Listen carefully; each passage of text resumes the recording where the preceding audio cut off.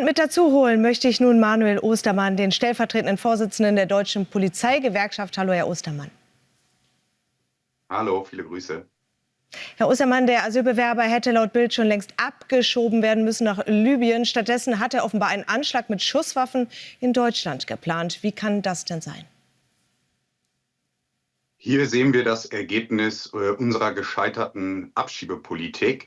Wir haben bis zu 5 Behörden in der Verantwortung für einen Migranten. Und genau diese Kompetenzen müssen wir jetzt bündeln. Der Bundeskanzler hat eine Abschiebeoffensive mehrfach betont und angekündigt, aber bisher ist noch nichts passiert. Zeigt also, dass auch eine Abschiebeoffensive und eine Kompetenzbündelung in den Bund hinein eine Abwehr terroristischer Bedrohungslagen ist. Das ist ja kein Einzelfall, das erleben wir permanent. Nur haben wir bisher immer das Glück gehabt, dass noch nichts Schlimmeres passiert ist. Und mit Blick auf die Kompetenz und Kompetenzmöglichkeiten, warum hat denn der deutsche Geheimdienst, also der BND, das nicht mitbekommen, sondern wieder mal nur ausländische Geheimdienste? Immerhin geht es ja auch um Chatverläufe im Darknet, die einsehbar waren. Wird das nicht ausreichend überwacht?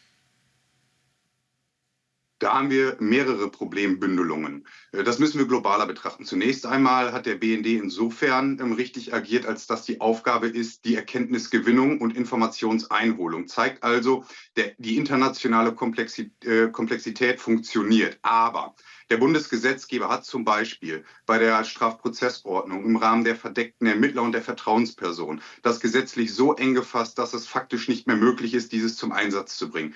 Online-Durchsuchung, Quellen-TKÜ für die Bundespolizei an den Grenzen, damit wir sowas im Vorfeld feststellen können, hat der Bundesgesetzgeber nicht zugelassen. Und auch die Zuständigkeitserweiterungen für die Bundespolizei im Inland, damit wir solche Personen überhaupt habhaft werden, hat der Bundesgesetzgeber eben nicht zugelassen. Wir sehen also, es ist gar nicht das Problem vom Bundesnachrichtendienst, sondern es ist das Problem einer Politik, die a.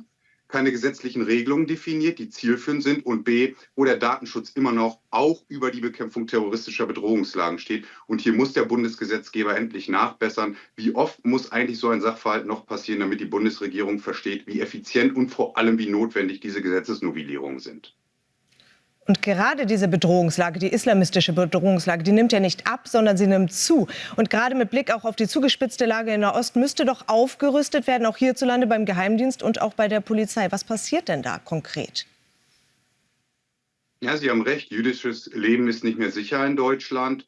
Von 700 terroristischen Strafverfahren der Bundesanwaltschaft waren 500 allein im islamistischen Spektrum. Und jetzt geht es darum, Gesetzespakete zu schüren, die wir als Experten der Bundesregierung schon seit Jahren auf den Tisch legen, und vor allem auch eine haushalterisch gut ausgestattete Sicherheitsbehörde, sowohl im Bund als auch im Land. Wir müssen verstehen, dass Komplexität insbesondere mit haushalterischen Mitteln im Einklang stehen muss, aber auch, und das ist ganz besonders wichtig, und das muss man an den Justizminister adressieren, die datenschutzrechtlichen Bestimmungen in der Bundesrepublik Deutschland hemmen die Sicherheitsbehörden. Und hier müssen wir nicht nur mehr Vertrauen schaffen, sondern endlich Gesetzesnovellierungen, die ihren Namen auch verdient haben, damit wir Terrorismus ganz effizient und aktiv auch bekämpfen können.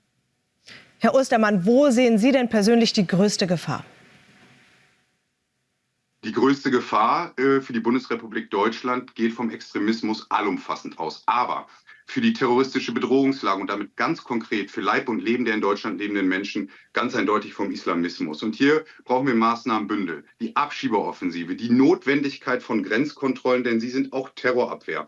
Gesetzesnovellierung und eine vernünftige haushalterische Unterlegung muss jetzt das Maßgabenpaket der Bundesregierung sein in erster Priorität. Wir müssen verstehen, dass es nicht nur eine Überforderung der sozialen Infrastruktur ist, sondern auch eine Überforderung der sicherheitsspezifischen Infrastruktur. Hier geht es ganz effizient um terroristische Bedrohungslagen, die wir als Bundesrepublik Deutschland zu verhindern haben. Das haben die Menschen in Deutschland verdient, und darum geht es. Und daran mache ich im Übrigen auch den Bundeskanzler fest, als Mensch, der die Richtlinienkompetenz hat in einer Bundesregierung, die sich sicherheitspolitisch in keinem einzigen Sachverhalt einig sind.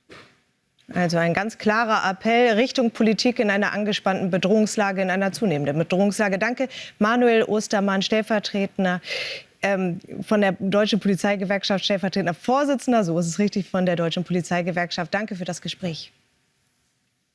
Ich danke Ihnen, einen schönen Tag. Ihnen auch.